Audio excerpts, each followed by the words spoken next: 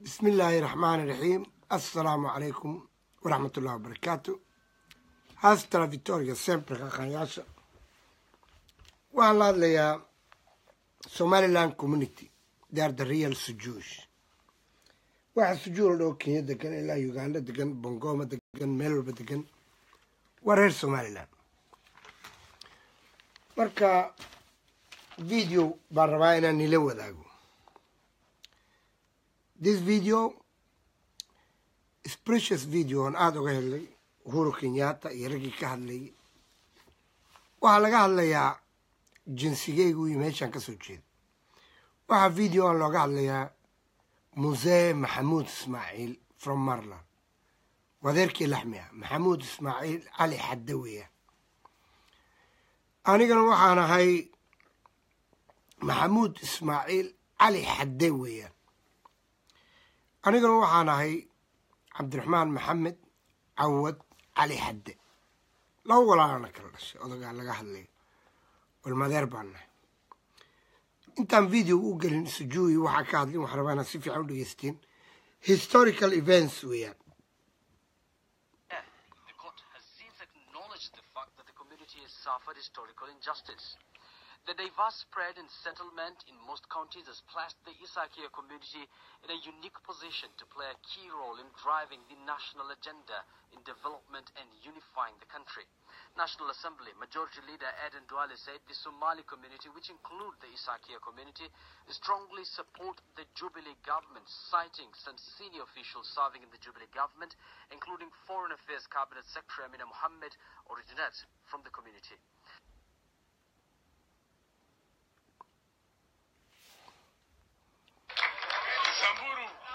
Friday, and they came out in numbers as they paid President Uhuru Kenyatta a courtesy call at State House, Nairobi. For some, the moment will go down in history as they braced themselves to engage the president.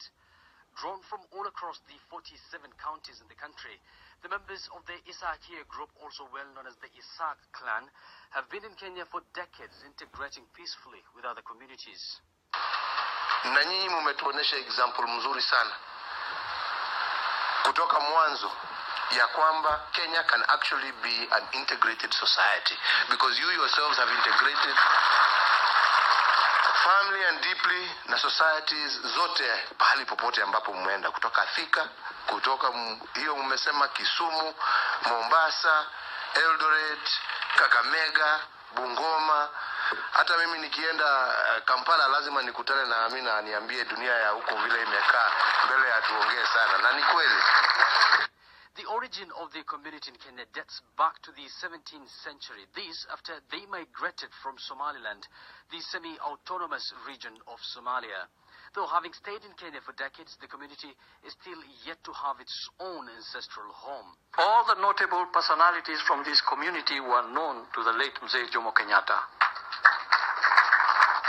and include the late Mzee Maxamuud Ismaaciil of Marlal, who used to sneak in milk to the late founding father during his incarceration in Marlal. The Isakia community are on record as having claimed Naivasha as their ancestral home, laying ownership to this stretch of land. Something. Assalamu alaikum wa rahmatullahi wa barakatuh. This is enough. Saan maalin dhaweyd uga hadlayay nimankan garam tahay garaha ee meel baki mid ogaadeenka ah. They are not Sujui. The real Sujui, they're Somaliland. The greatest Muse, Niki Hadley, Maxamuud Ismaaciil, that he used to link milk. The oldest Muse Jomo Kenyatta, Marku Xirna. Maxamuud Ismaaciil adeerkay Jomo Kenyatta oo xiran Marlaal ku xiran ayuu caano u geen jiray. caanahu u geenayo was something symbol. caanaha wuxuu dhexgelin jiray waraaq iyo qalin iyo roodhi uu dhexgeliyo qalin iyo waraaq. Jomo Kenyatta asoo Marlaal ku xiran tension ku jira ayuu adeerkay u geen jiray qalin iyo waraaqo iyo caano. Jomo Kenyatta wuxuu ku dagaalamayay qalin iyo waraaq. markuu ka soo qaaday alaabadu caanaha uu geeyey iyo roodhida uu geeyey iyo raashinka uu geeyey wuxuu soo qori jiray wuxuu jabhaddii maamaha u sheegayay adeerkay maxamuud ismaaciil allah yaraxma he was a hero waraaqahaasuu soo qaadi jiray jabhadda u gudbin jiray so people of Somaliland Isaaq from the time of century 16th century Lord Dalameya waxay ahaayeen farmers ranches bay lahaayeen adeerkay wuxuu lahaa Rift Valley Samburu district tijaaradeeda dhan Maxamuud Ismaaciil if you look now the post office box waa number 1 waa ninka ugu horreeyay Marlaal deganaa number 1 ah iyadoo hindi degan tahay Ingiriis degan yahay Lord Dalameya degan yahay wuxuu ahaa the number 1 citizen of Marlaal district Samburu district Maxamuud Ismaaciil he was a patriotic Maxamuud Ismaaciil wuxuu u dagaalamay madowga Kenya inay wadanka qabsadaan isagoo Ingiriis iyo aabihii Ismaaciil al-Xadde Ingiriis kalka soo dejiyay Ingiriis kala shaqeynay asaga wuxuu u dagaalamay xorriyadda Kenya mano inchi weeyaan marka waxaan leeyahay qaaqanka u jeedin xataa anigu aabbahay hooyaday waa loo diiday uu la soo baxsaday wuxuu tegay Marlaal buu ku guursaday walaalihii Marlaal bay ku dhasheen we are from Samburu district we are not only Suju we are knowing people integrated people maaha dadka hadda wasaqday meesha jooga Maxamuud Ismaaciil he was a powerful trademark of Marlaal buu ahaa range buu lahaa uu ku lahaa Yanyuki isagii Lord Dalameyo labadooda beer way isku dheganaayeen wuxuu lahaa 5,000 lo' ah iyo 5,000 oo geela iyo ari aan tirin karin wuxuuna ahaa trade dealer wuxuu controlayay Samburu district tijaaradeeda hadday soor tahay hadday raashin tahay hadday sokor tahay hadday bur tahay hadday wax walba tahay all that is knowing inuu ahaa hero la soo halgamay Jomo Kenyatta jeelka ugu geen jiray caano iyo roodhi iyo raashin waraaqaha ka soo qaadi jiray ee jabhadda gargaari jiray maanta ragga hadlaya ogaadeen kii raggaan halka garabka shaqo kuma laho Kenya they are not Suju hawiyaha meesha joogo Suju ma wuxuu ka hadlay Uhuru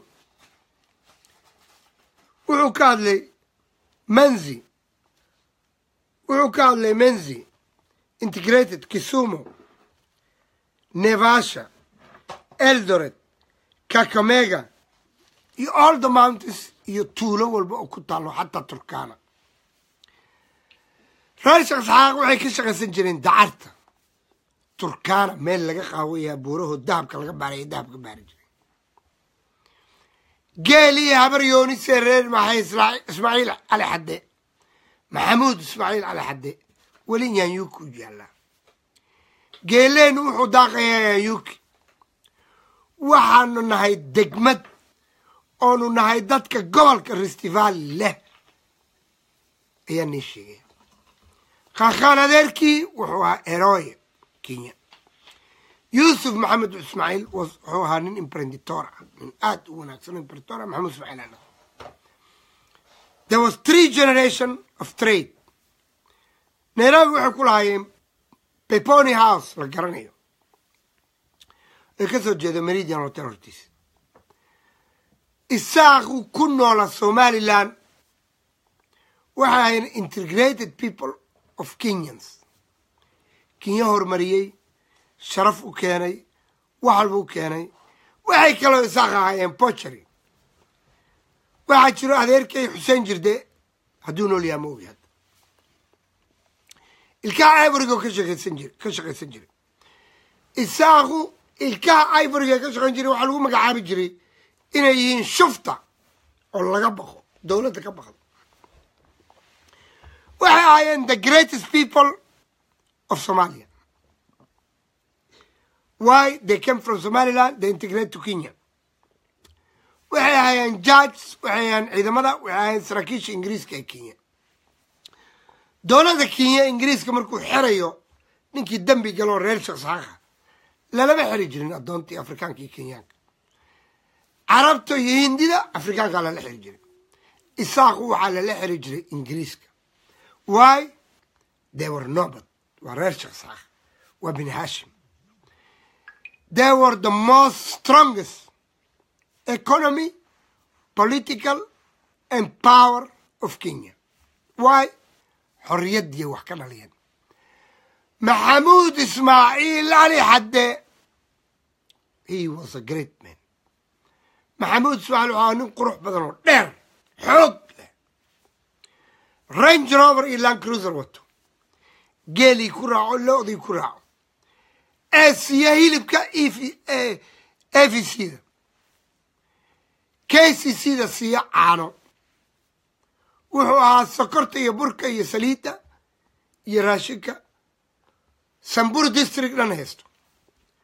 wuxuu gaaray heer inuu Samburu district baro inaysan ugaali iyo ama jobo kaliya cunne bariiska cunaan, sokorta cunaan, shaah karsan. marka wuxuu ahaa un imprenditoriale, wuxuu ahaa geesi, wuxuu ahaa patriotic of Kenya, hero of Kenya. Jomo Kenyatta walaala ahaayeen, saaxiib ahaayeen. oo iyadoo la ag mari karin maamadagu markuu Marlaal Jomo Kenyatta ku xirnaa ninkii u tegay ee laaluushii askarta ingiriiskiisa baxiliga siduu towrada u wadu ahaa. maanta aad baan ugu mahadcelinayaa in Maxamuud Ismaaciil laga hadlay.